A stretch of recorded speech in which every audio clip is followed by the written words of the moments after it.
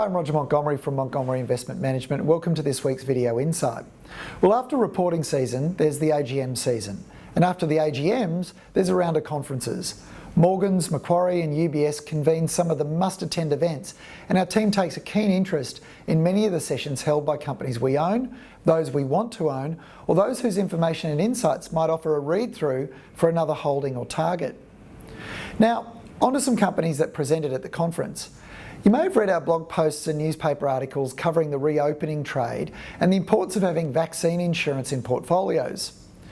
Now that both Pfizer and Moderna have revealed the path to distribution of a highly successful vaccine, that insurance has partly paid out.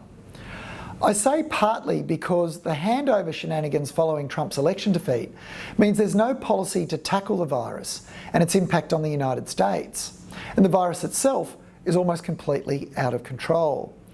That means the risk of lockdowns and/or economic calamity remains, disabling the ability for the market to throw caution to the wind. In other words, some of the companies that were beaten down during the pandemic, those we believe would inevitably recover once a vaccine was announced, have bounced, but we believe they are yet to fully reflect a return to normal, or in some cases, even a return to subnormal. So there could still be some opportunity there. One of the companies that will clearly benefit from higher levels of activity is Qantas. The pandemic has laid waste to airline operators around the world, and in Australia, the collapse of Virgin and its return as a mid-market operator could be an enduring positive for the competitive landscape for Qantas and its low-cost operator Jetstar, and a lot of people have forgotten about Jetstar. Qantas expects to be cash flow positive by about the second quarter of next year. The loyalty program has continued to perform well, even in the absence of travel. Freight has grown, and the company expects sufficient domestic capacity by Christmas to get into positive territory on a run rate basis. And that's just around the corner. Qantas is currently expecting international travel to resume in 12 to 18 months. And remember, Australia and New Zealand are probably at the end of the reopening, and so it's probably towards the 18 months. But it does expect to be cash flow positive even in the absence of international travel. Probably the most interesting new information is that management used the non-flying period with few operational distractions and little risk of customer disruption to mount an aggressive program to permanently reduce the company's cost structure. This, of course, could make it difficult for other characters to compete, entrenching Qantas's advantage. Now, Qantas's share price is up about 146% from its March 9 lows, but it remains nearly 30% from its December 2019 highs. It will obviously be some time before the market for travel fully recovers, but by the time it does, Qantas shares will have already reflected it, especially considering it could emerge a leaner and sharper competitor. Another company that presented at the UBS conference was cloud connection company Megaport.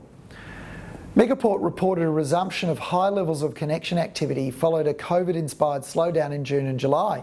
In fact, they saw a boost during the depths of the coronavirus sell down and shutdowns, and then a quiet period in June, July.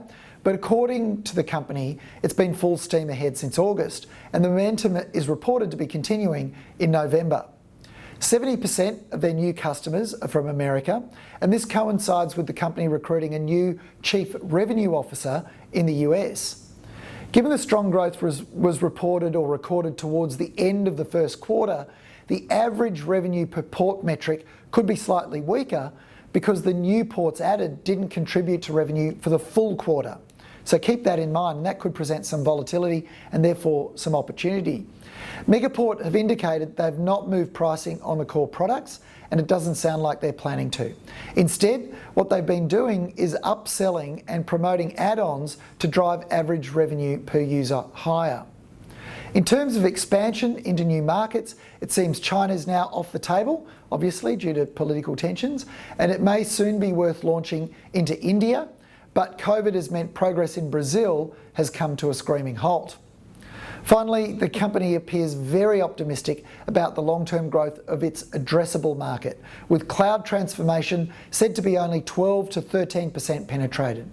That sounds like where smartphones were 10 years ago and where laptops were 18 years ago. With that, we'll talk about some more stocks very soon. That's all from now. We'll see you again in a couple of weeks or a week. And in the meantime, please follow us on Facebook and Twitter.